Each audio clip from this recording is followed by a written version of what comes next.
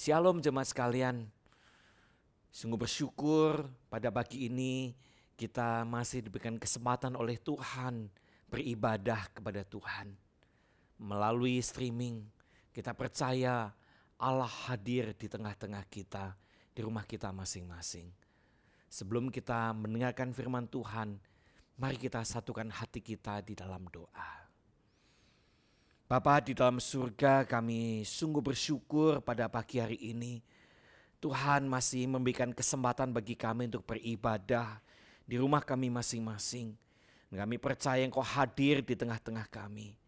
Sebentar kami akan membaca dan merenungkan kebenaran firman-Mu. Berbicaralah secara pribadi kepada kami. Kami mau merenungkan, kami mau melakukan firman-Mu dengan setia. Hanya di dalam nama Tuhan Yesus kami sudah berdoa. Amin. Pembacaan firman Tuhan terambil dari Mazmur pasal 79 ayat 1 sampai dengan ayat yang ke-13. Mazmur 79 ayat 1 sampai dengan ayat yang ke-13. Mari kita menyimak bagian firman Tuhan ini bersama-sama. Mazmur Asaf. Ya Allah, bangsa-bangsa lain telah masuk ke dalam tanah milik-Mu, menajiskan bait kudus-Mu, membuat Yerusalem menjadi timbunan puing.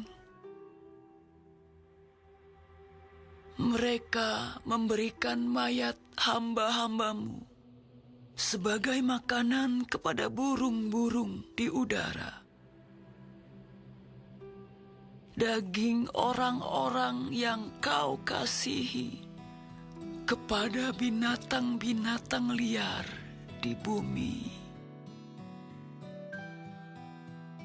Mereka menumpahkan darah orang-orang itu seperti air sekeliling Yerusalem. Dan tidak ada yang menguburkan. Kami menjadi celah bagi tetangga-tetangga kami, menjadi olok-olok dan cemooh bagi orang-orang sekeliling kami. Berapa lama lagi ya Tuhan? Engkau murka terus-menerus, dan cemburu-Mu berkobar-kobar seperti api. Tumpahkanlah amarah-Mu ke atas bangsa-bangsa yang tidak mengenal Engkau, ke atas kerajaan-kerajaan yang tidak menyerukan nama-Mu. Sebab mereka telah memakan habis Yakub, dan tempat kediamannya mereka hancurkan. Janganlah perhitungkan kepada kami kesalahan nenek moyang kami. Kiranya rahmat-Mu segera menyongsong kami, sebab sudah sangat lemah kami. Tolonglah kami, ya Allah penyelamat kami, demi kemuliaan nama-Mu. Lepaskanlah kami dan ampunilah dosa kami oleh karena nama-Mu. Mengapa bangsa-bangsa lain boleh berkata, di mana Allah mereka? Biarlah di hadapan kami bangsa-bangsa lain mengetahui pembalasan atas darah yang tertumpah dari hamba-hamba-Mu. Biarlah sampai ke hadapan-Mu keluhan orang tahanan, sesuai dengan kebesaran lengan-Mu. Biarkanlah hidup orang-orang yang ditentukan untuk mati dibunuh. Dan balikkanlah ke atas pangkuan tetangga kami 7 kali lipat celah yang telah didatangkan kepadamu, ya Tuhan. Maka kami ini umat-Mu dan kawanan domba gembalaanmu akan bersyukur kepadamu untuk selama-lamanya dan akan memberitakan puji-pujian untuk-Mu turun temurun.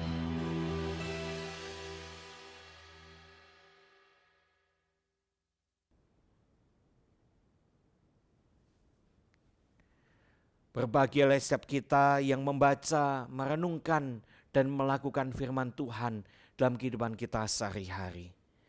Jemaat sekalian, coba saudara bayangkan sebuah rumah yang dilengkapi dengan alarm tanda bahaya. Alat ini akan berbunyi dengan keras apabila ada asap di dalam ruangan. Dan kalau alarm ini berbunyi, apakah tindakan tepat penghuni rumah? Apakah mereka akan menutup telinga, memukul rusak alat itu, lari menjauhi, menghindari berisiknya suara itu, atau ikut berteriak karena marah? Tentunya tidak, saudara. Secepat mungkin mencari sumber datangnya asap itu. Demikian pula dengan doa pemazmur pada saat meresponi murka Allah, yang mencari sumber datangnya murka itu, yaitu dosa-dosa dan ketidaksetiaan umat Allah kepada Tuhan. Oleh karena itu Allah menyerahkan mereka ke tangan bangsa Babel, sehingga Yerusalem dan bait suci yang menjadi kebanggaan dan identitas nasional mereka dihancurkan. Dalam teks khotbah hari ini kita bertemu dengan doa yang sangat manusiawi dan jujur, di mana pemazmur mencurahkan isi hatinya, berbicara apa adanya, semua yang mengganjal dari hatinya disampaikan kepada Allah Yahweh. Doa yang transparan dan jujur ini dimulai dengan menyerukan, "Ya Allah." Sebuah seruan yang menggambarkan betapa menyedihkan keadaan bangsa Israel menghadapi amarah dan amukan yang membabi buta dari bangsa Babel. Pada saat itu bangsa Babel dipimpin oleh Raja Nebukadnezar. Dan Nebukadnezar mengutus kepala pasukan yang bernama Nebuzaradan untuk menghancurkan umat Allah. Apa saja yang dihancurkan, saudara? Yang pertama, terhadap tanah suci. Tanah suci merupakan tanah kelahiran umat Allah, menjadi milik mereka, menjadi milik nenek moyang mereka, dijarah dan diobrak-abrik. Terhadap bait suci, di mana bait suci merupakan simbol kehadiran dan kemuliaan Allah, telah rata dengan tanah. Semua perabotan yang indah dan mahal dalam bait suci diambil dan dijarah, dibawa ke Babel. Dan seolah-olah kemuliaan Allah ini sudah hilang. Tidak hanya terhadap bait suci, tetapi juga terhadap kota suci, yaitu Yerusalem. Ratapan 2 ayat 15 sampai yang ke-16 mencatat bahwa Yerusalem merupakan kota yang paling indah, kesukaan dunia semesta alam. Kota yang terindah ini menjadi timbunan puing, menjadi timbunan sampah. Rumah mereka menjadi kuburan mereka.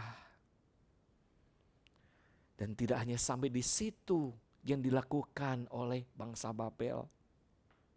Mereka bertindak kejam terhadap mayat-mayat umat Allah. Mayat-mayat umat Allah yang seharusnya dikuburkan, tetapi mereka tidak kuburkan. Justru dijadikan makanan burung pemakan bangkai dan binatang-binatang liar. Sangat sadis, sangat kejam. Dan tidak hanya sampai di situ, saudara.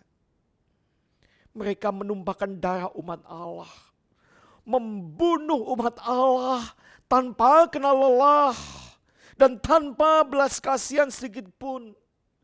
Alkitab mencatat darah mereka mengalir seperti aliran air yang mengalir.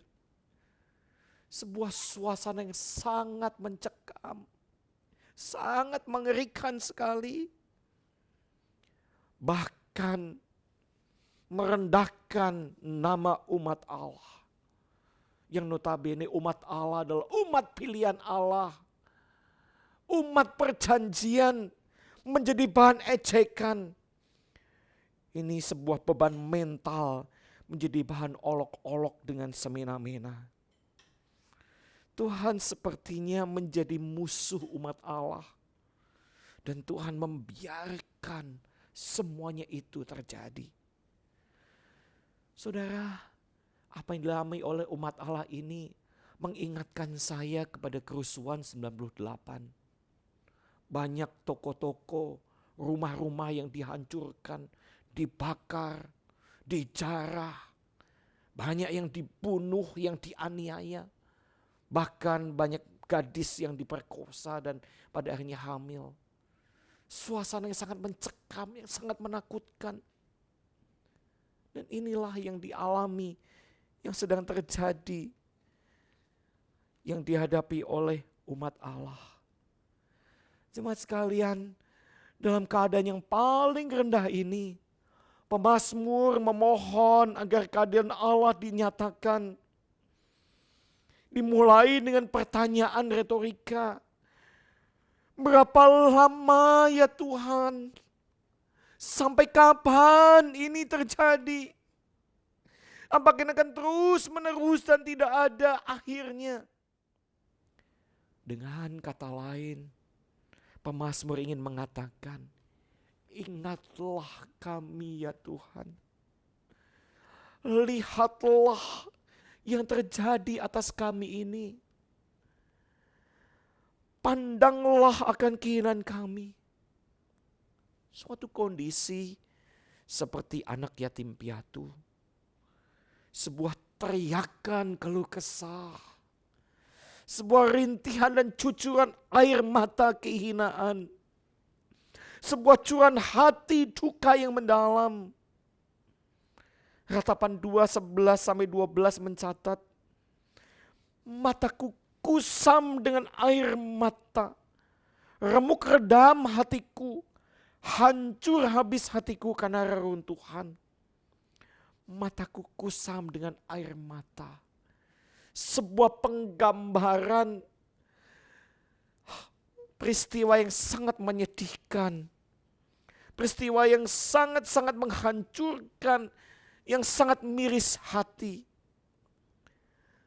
Saudara sekalian, pemazmur menginginkan agar Allah menyatakan keadilannya. Bertindak dalam penghakiman dan pembebasan untuk umat perjanjiannya. Di mana bangsa Babel adalah bangsa yang tidak mengenal Allah, yang dikuasai oleh iblis. Jemaat sekalian, di tengah-tengah seruannya kepada Allah, pemazmur menyadari bahwa sumber masalah dari hukuman ini adalah dosa umat Allah. Umat Allah yang notabene umat pilihan Allah. Tahu banyak tentang kebenaran Allah. Tahu banyak tentang perintah-perintah dan hukum Allah. Ternyata memberontak kepada kebenaran Allah. Umat Allah yang seharusnya dijunjung tinggi, yang diakui keberadaannya oleh bangsa lain, ternyata justru menyimpang dari kebenaran Allah.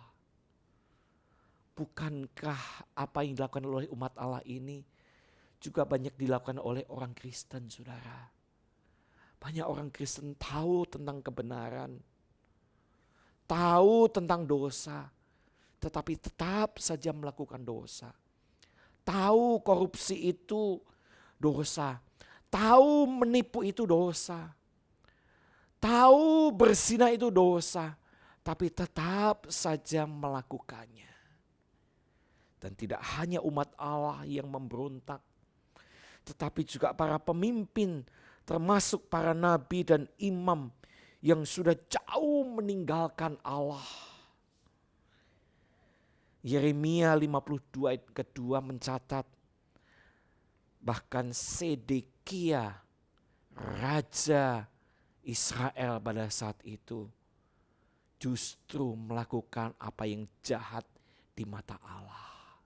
Oleh sebab itu pemazmur menaikkan syafaat kepada Allah agar Allah mengampuni umatnya dan meminta agar hukuman itu tidak didasarkan pada akumulasi kesalahan nenek moyang mereka di masa lampau.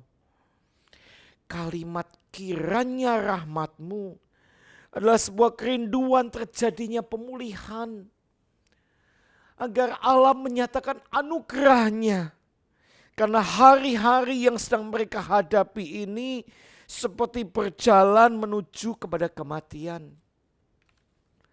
Jemaat sekalian, dengan kata lain pemazmur ingin mengatakan, bawalah kami kembali kepadamu ya Tuhan. Baharuilah hidup kami. Baharuilah hari-hari kami seperti dahulu kala.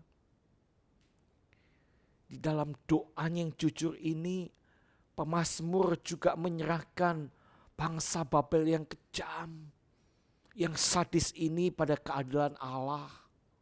Karena pemazmur menyadari bahwa pembalasan haknya Allah. Pada saat murka Allah karena dosa dan pelanggaran mereka ini, ternyata relasi umat Allah dengan Tuhan dipahami pemazmur tetap sebagai relasi antara domba dengan gembalanya. Di dalam ayat ke-13 dikatakan, maka kami umatmu dan kawanan domba gembalaanmu akan bersyukur kepadamu untuk selama-lamanya dan akan memberitakan puji-pujian untukmu turun-temurun. Relasi ini membangkitkan keyakinan pemazmur bahwa apa yang mereka alami mengandung satu kebaikan bagi mereka. Dan ini menjadi dasar umat Allah untuk berseru, memohon pengampunan dosa, memohon pemulihan. Pemazmur meyakini bahwa Allah sebagai gembala yang baik sedang menuntun dan membimbing umatnya agar senantiasa melihat akan kasih dan anugerah Allah di dalam setiap langkah hidup mereka. Demikian pula kita, saudara, sebagai domba-dombanya, sebagai muridnya, kita diberikan anugerah oleh Allah. Menjadi murid Kristus merupakan perjalanan iman yang terus-menerus hidup menjauhi dosa, memiliki kehausan hidup kudus, sehingga kita semakin cinta Tuhan.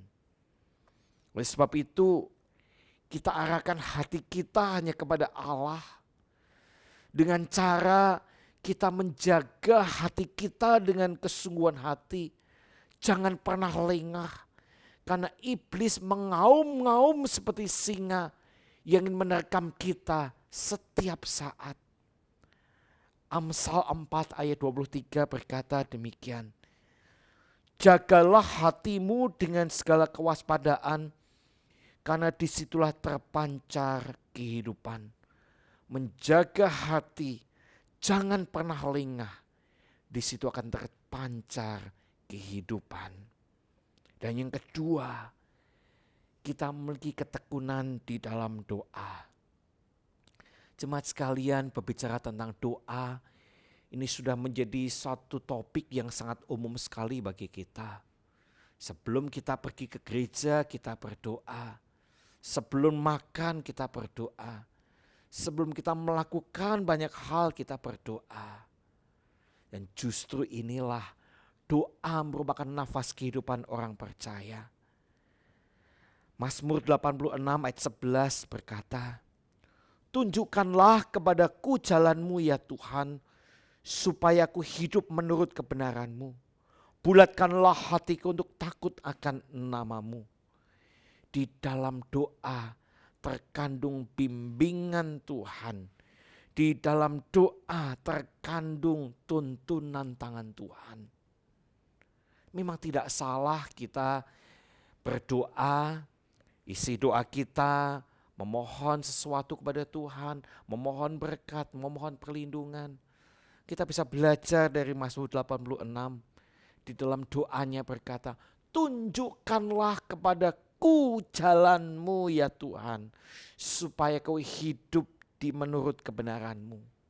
Oleh sebab itu saudara sekalian, jangan pernah berhenti setiap hari kita melakukan saat teduh dengan rutin.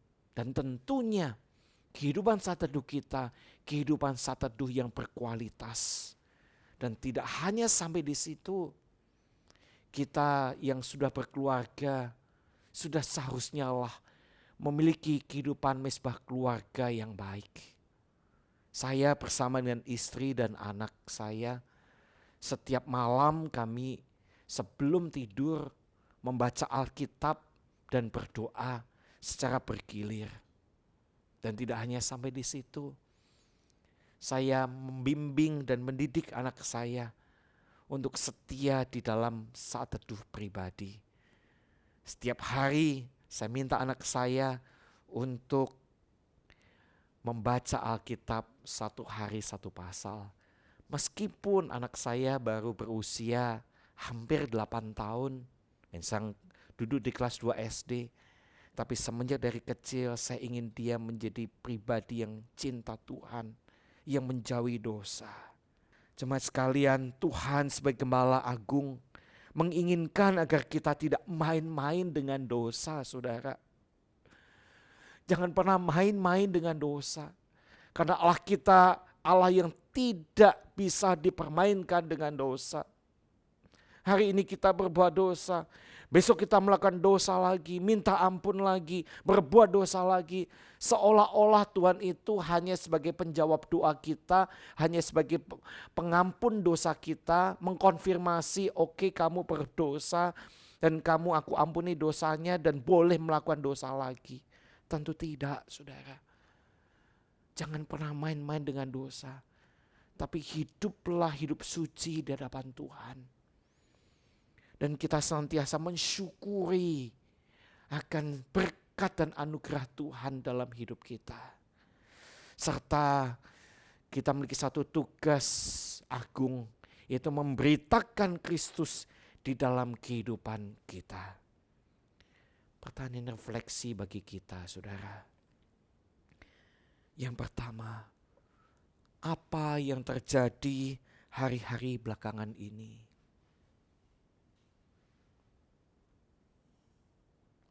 Yang kedua, firman Tuhan bagian mana yang berbicara secara pribadi kepada kita?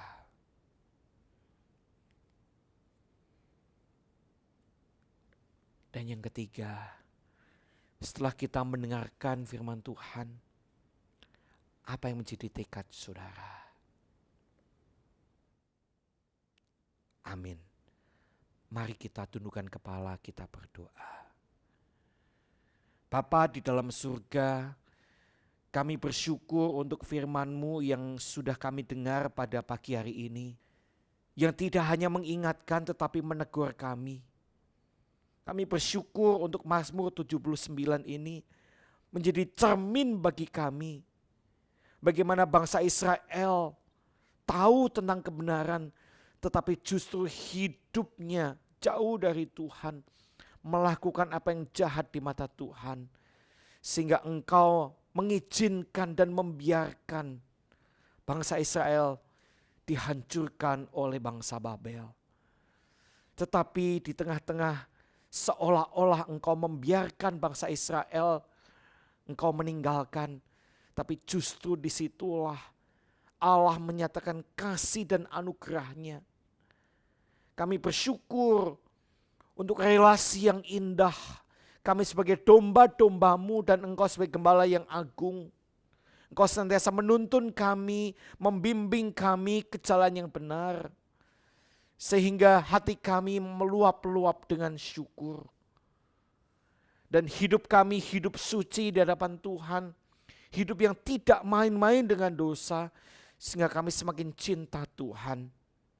Dan hidup kami hidup yang berarti dengan memberitakan anugerah keselamatan kepada mereka yang masih main-main dengan dosa. Terima kasih Tuhan untuk panggilan yang Engkau berikan pada kami. Kami berdoa dan bersyukur hanya di dalam nama Tuhan Yesus. Amin. Tuhan Yesus memberkati.